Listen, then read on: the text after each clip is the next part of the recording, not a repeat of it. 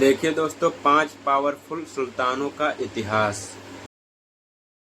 आज हम बात करने वाले हैं उस्मान गाजी के बारे में और उनके साथ साथ 4 और जंजों के बारे में भी बात करेंगे। दोस्तों सल्तनत उस्मानिया को कौन नहीं जानता। ये वही सल्तनत है जिसकी बुनियाद अर्तुगरुल गाजी के बेटे उस्मान गाजी ने रखी थी। सल्तनत उस्मानिया को कायम करने का जो मकसद था, जो ख्वाहिश थी, वो अर्तुगरुल की थी। यही वो सल्तनत है जिसको इस्लाम की हिस्ट्री में सबसे ताकतवर और सबसे लंबे समय तक कायम रहने वाली सल्तनत माना जाता है। तो आइए इस वीडियो में ऐसे 5 सुल्तान के बारे में जानते हैं कि इतिहासकारों के मुताबिक अगर ये 5 सुल्तान न होते तो सल्तनत उस्मानिया इतनी ताकतवर और इतने लंबे वक्त तक कायम न रह पाती। तो दोस्तों इस लिस्ट में 5वें नंबर पर हैं अर्तुगरुल गाजी के बेटे उस्मान गाजी। 1258 में तुर्क सरदार अर्तुगरुल गाजी के यहाँ एक बेटा पैदा हुआ जिसका नाम उस्मान रखा गया। ये वही वक्त था जब मंगोलों के लश्कर ने हलाकू खान की क़यादत में बगदाद शहर को कब्रिस्तान बना दिया था। जी हाँ दोस्तों, 1258 तारीख को भुलाया नहीं जा सकता। उस वक्त बगदाद में सल्तनत अब्बासिया का दौर था। बगदाद उस वक्त बहुत अमीर शहर हुआ करता था। ऐसा नहीं कि बगदाद कमजोर शहर था, ताकतवर शहर था, लेकिन बादशाह का वजीर अल-कबी ने बादशाह के साथ धोखा कर दिया। वो हलाकू खान से मिल गया था। उसने बगदाद के फौजों को शहर के बाहर भेज दिया था। उसी वक्त हलाकू खान 3 लाख का लश्कर लेकर बगदाद पर हमला कर देता है। सारे शहर के मुसलमानों को इकट्ठा करा के 15 लाख से ज्यादा मुसलमानों को एक साथ कत्ल करवा देता है और पूरे शहर को कब्रिस्तान बना देता है। मरने वालों की तादाद इतनी थी कि दरिया में सिर्फ खून बह रहा था। वो इतना बड़ा जालिम था कि बताया जाता है कि खोपड़ियों की मीनार बना के और लाशों का पहाड़ बना के उसके ऊपर खड़े होकर हुकूमत किया करता था। लेकिन एक वक्त ऐसा भी आता है कि वो कुत्ते की मौत मारा जाता है। 1258 में हमले के बाद मुसलमान बदतरीन वक्त से गुजर रहे थे और तातारियों के हाथ एक के बाद एक शहर तबाह हो रहा था। मुसलमानों ने अपनी हिम्मत और उम्मीदें खो चुके थे। तो ऐसे में एक नई अजीमुशान सल्तनत का बानी इस दुनिया में अपनी आंखें खोल चुका था। उस्मान गाजी की पैदाइश सोगोत शहर के पास बुरसा में हुई थी। अर्तुगरुल के एक पुराने दोस्त शेख अदाबाली थे। उस्मान उन्हीं से तरबियत हासिल किया करते थे और बाद में उनकी शादी उन्हीं की बेटी से हो जाती है। उस्मान 26 साल के उम्र में सोगोत में काई कबीले के गद्दी पर बैठे थे और सरदार बन चुके थे। उस्मान गाजी सल्तनत उस्मानिया के पहले सुल्तान थे जिनको ओटोमन एम्पायर के नाम से भी जाना जाता है और उन्होंने 1299 में सल्तनत की नींव रखी थी। उस्मान भी अपने बाप की तरह बहादुर थे। अर्तुगरुल अपने बहादुरी और मेहनत की वजह से तुर्की के छोटे बड़े कबीले को एक झंडे के नीचे लाके कर दिया था। उस्मान ने अपने वालिद के मेहनत को बर्बाद नहीं जाने दिया। वक्त के साथ ही उस्मान ने 1299 में नई सल्तनत का ऐलान कर दिया था। उस्मान ने छोटे बड़े बहुत से जंग लड़े और फतेह किए और उन्होंने 26 सालों तक हुकूमत की और 1326 में उस्मान की वफात हो जाती है। दोस्तों इस लिस्ट में चौथे नंबर पर हैं ओरहान गाजी। ये उस्मान गाजी के बेटे थे और सल्तनत उस्मानिया के दूसरे सुल्तान थे, यानी उस्मान के बाद यही सुल्तान बने थे। ओरहान गाजी ने सल्तनत उस्मानिया के गद्दी पर बैठते ही इस सल्तनत को बड़ी तेजी के साथ फैलाना शुरू कर दिया था। क्योंकि दोस्तों उस्मान गाजी ने सल्तनत की बुनियाद रख तो दी थी, लेकिन इस सल्तनत का एरिया ज्यादा बड़ा नहीं था। इस सल्तनत के एरिया को सही तौर पर ओरहान गाजी ने ही बढ़ाया था। ओरहान गाजी के दौर में ही पहली बार सल्तनत उस्मानिया की फौज यूरोप में दाखिल हुई थी। समुद्री रास्तों से बहुत से इलाकों को फतेह करना शुरू कर दिया था। और साथ ही साथ मैं आपको बताता चलूं, ओरहान गाजी ने ही जेनिसरीज की फौज तैयार की थी। ये वही जेनिसरीज फौज थी जिसको इतिहास में नामुमकिन को मुमकिन बनाने के लिए जाना जाता है। ये सल्तनत उस्मानिया की वो खतरनाक फौज थी जो जंग के आखिर वक्त में उतरा करती थी। जब यह महसूस होने लगता कि उस्मान की फौज हार जाएंगी, ऐसे वक्त में ये फौज मैदान जंग में उतरकर जंग का पासा पलट दिया करती थी। और दोस्तों इस लिस्ट में तीसरे नंबर पर हैं सुल्तान द मैग्निफिसेंट। ये वही सुल्तान द मैग्निफिसेंट है जिसको इतिहास में सल्तनत उस्मानिया का सबसे कामयाब सुल्तान माना जाता है। क्योंकि दोस्तों इन्हीं के दौर में ही पहली बार उस्मानी सल्तनत दुनिया में सुपर पावर बन के सामने आई थी, यानी जमीन के साथ साथ समंदर पर भी राज होने लगा था। और इन्होंने सल्तनत उस्मानिया पर लगभग 46 साल तक हुकूमत की। और इस लिस्ट में दूसरे नंबर पर हैं सुल्तान सलीम अव्वल। ये वही सुल्तान सलीम फर्स्ट हैं जो सुल्तान द मैग्निफिसेंट के फादर हैं। और मैं आपको बताता चलूं कि सुल्तान द मैग्निफिसेंट के दौर में जो सल्तनत उस्मानिया सुपर पावर बन के सामने आई थी, ये उनके वालिद की ही देन थी। क्योंकि उन्होंने अपने मेहनत और बहादुरी से वो कर दिखाया था जो उनसे पहले उस्मानी सल्तनत का कोई भी सुल्तान नहीं कर पाया था। आप इनके बहादुरी का अंदाजा सिर्फ इस बात से लगा सकते हैं कि सल्तनत उस्मानिया का जितना एरिया 8 सुल्तानों ने मिलकर जीता था, उतना एरिया तो इन्होंने अपनी जिंदगी में अकेले जीत लिया था। यानी उन्होंने अपने दौर में सल्तनत को दोगुना कर दिया था। और मैं आपके नॉलेज के लिए बताता चलूं कि उनके दौर में ही मिस्र के साथ साथ मक्का और मदीना और बैतुल मक़दिस सल्तनत सल्तनत उस्मानिया में शामिल हो गए थे और यही वजह थी कि अब इनके दौर में यह सल्तनत एक खिलाफत में तब्दील हो गई थी। यानी उनके दौर में ही पूरी दुनिया के मुसलमानों ने सल्तनत उस्मानिया के गद्दी पे बैठने वाले इंसान को अपना खलीफा मानना शुरू कर दिया था। उससे पहले उस्मानी हुक्मरानों को सिर्फ एक सुल्तान माना जाता था, लेकिन अब ये सुल्तान के साथ साथ खलीफा भी बन गए थे। तो दोस्तों इस लिस्ट में पहले नंबर पर सुल्तान मोहम्मद फातेह हैं। यही वो सुल्तान मोहम्मद फातेह हैं कि जिन्होंने कुस्तुतुनिया जैसे शहर को फतह करके ये दिखा दिया था कि उस्मानी वो कर सकते हैं जो और कोई नहीं कर सकता। क्योंकि दोस्तों ये कोई आम शहर नहीं बल्कि कुस्तुतुनिया एक ऐसा शहर था जिसको पिछले 1000 सालों से किसी ने फतेह नहीं कर पाया था, बल्कि उसके बारे में दुनिया में यह मशहूर हो गया था कि कुस्तुतुनिया एक ऐसा शहर है जिसको फतेह करना नामुमकिन काम है। लेकिन आपको जान के हैरानी होगी कि सुल्तान मोहम्मद फातेह ने इस शहर को मात्र 21 साल में ही फतेह कर लिया था और यही सुल्तान मोहम्मद फातेह हैं जिन्होंने उस वक्त दुनिया की सबसे बड़ी तोप का इजाद किया था।